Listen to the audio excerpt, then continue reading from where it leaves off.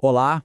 Quem está na mira do concurso para auditor fiscal do trabalho sabe que a NR 28 é matéria obrigatória. Então vamos mergulhar nessa norma que fala de fiscalização e penalidades, mas com um olhar bem estratégico, sabe? A gente vai entender como ela funciona na prática, que é exatamente o que a banca do concurso quer saber. A grande pergunta é essa, né? O fiscal chega na empresa, encontra uma irregularidade. E aí, o que ele faz? Dá só um aviso ou já aplica a multa direto? Entender essa lógica é o que vai fazer a diferença para gabaritar as questões da prova. Então vamos destrinchar isso agora. Esse aqui é o nosso roteiro para dominar a NR 28. A gente começa entendendo a missão do fiscal, depois passa por aquela decisão crucial entre notificar e autuar. Aí a gente mergulha de cabeça na regra da dupla visita e suas exceções, claro, detalha os prazos e no final aprende como as multas são calculadas. Tudo pensado para ajudar na aprovação. Então, vamos lá. Bom, para começar, qual é a missão do Auditor Fiscal do Trabalho, o AFT? Basicamente é ir até a empresa, olhar as condições de trabalho, analisar papelada. O objetivo final é um só: garantir que as leis trabalhistas, isso inclui todas as NRs, estão sendo cumpridas. Tudo para proteger a saúde e a segurança de quem trabalha. E é exatamente nesse momento que a NR 28 entra em campo. Pensa na cena. O fiscal encontrou uma máquina sem proteção, ou viu que um documento de saúde ocupacional está incompleto. E agora? A decisão que ele vai tomar a partir daí é o coração dessa norma. Vamos direto ao ponto, então. Notificar ou autuar. O fiscal tem esses dois caminhos principais. E a escolha entre um e outro não é aleatória, não. Ela segue critérios bem definidos na lei, que, claro, são o foco das provas de concurso. A diferença aqui é fundamental. De um lado, a notificação tem um caráter mais de orientação, sabe? É um aviso formal. Olha, arruma isso aqui. Do outro lado, o auto de infração já é a punição. Ele dá início ao processo de multa. Entender essa distinção é o primeiro passo. Agora, vamos falar do critério mais importante de todos, e com certeza o mais cobrado em provas: a dupla visita. Pensa nela como o princípio de que a fiscalização deve, primeiro, orientar, para só depois punir. É, sem dúvida, a regra de ouro do processo todo. Então, o que é essa tal de dupla visita? O nome já entrega quase tudo, né? O auditor vai uma primeira vez, vê o problema, orienta, notifica e dá um prazo para correção. Só se ele voltar numa segunda visita e o problema continuar lá, é que a empresa vai ser autuada. O foco aqui é educativo.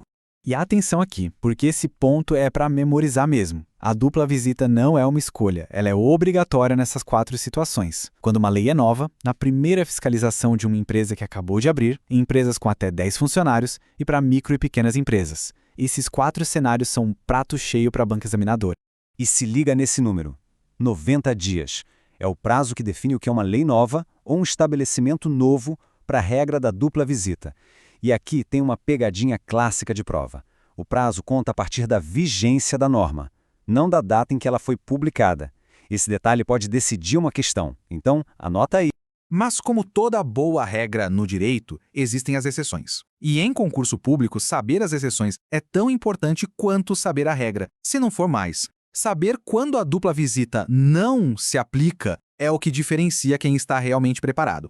Olha só, aqui estão os casos em que o fiscal pode autuar direto na primeira visita, sem essa chance de correção. E são situações bem graves.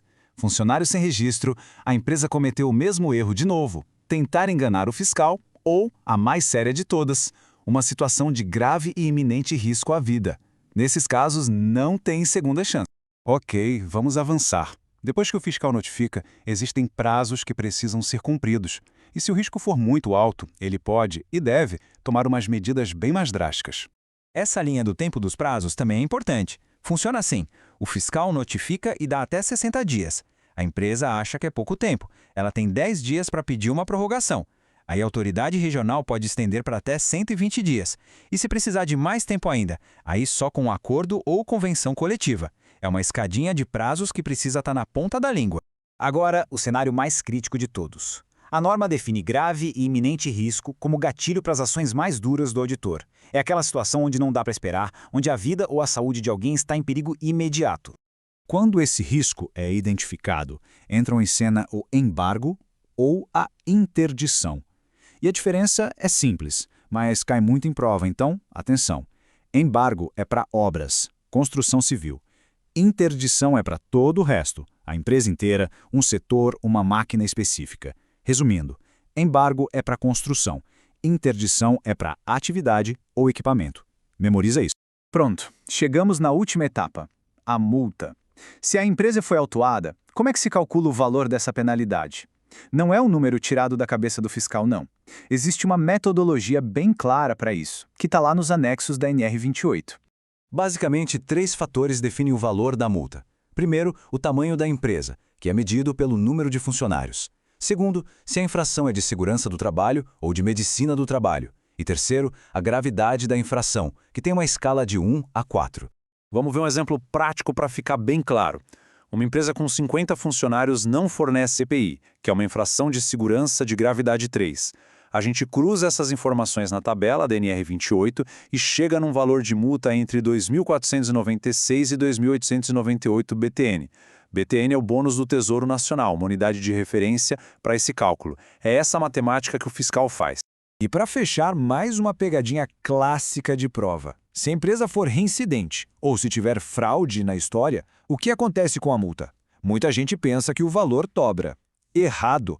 A multa nesses casos é aplicada no seu valor máximo, lá no teto da faixa. No nosso exemplo, iria direto para 289,8 BTN. O ponto-chave é valor máximo, não dobrado.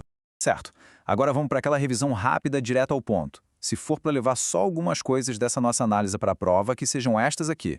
É foco total no que mais cai. Resumindo a ópera, o papel do AFT tem 3 pilares: orientar, colaborar e punir. Dupla visita é a regra, mas as exceções são cruciais. Grava os números: 90, 60 e 120. Lembra que embargo é para obra e interdição é para o resto. E por fim, reincidência e fraude levam a multa para o valor máximo. Esse é o mapa da mina da NR28 para a prova. Com essa estrutura em mente, a NR28 deixa de ser aquele bicho de 7 cabeças e vira uma ferramenta lógica. É a aplicação desses conceitos que vai fazer a diferença. Agora, a missão é manter o foco e levar esse conhecimento com confiança para o dia da prova. Bons estudos!